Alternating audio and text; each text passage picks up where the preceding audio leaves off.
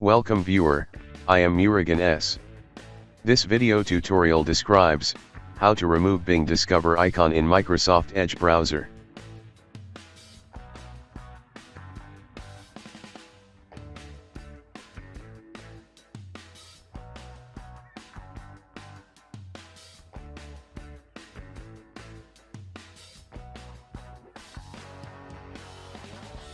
Type regedit in Windows search bar, right-click Run as administrator.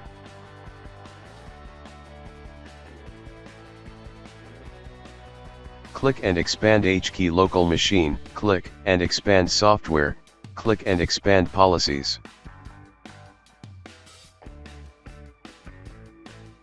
Click and expand Microsoft.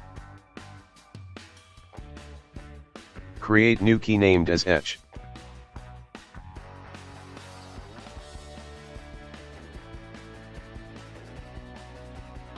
Create new DWord 32-bit value.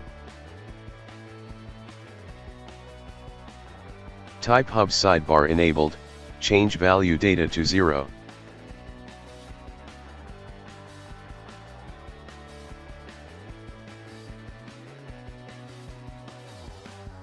Close and exit Registry editor.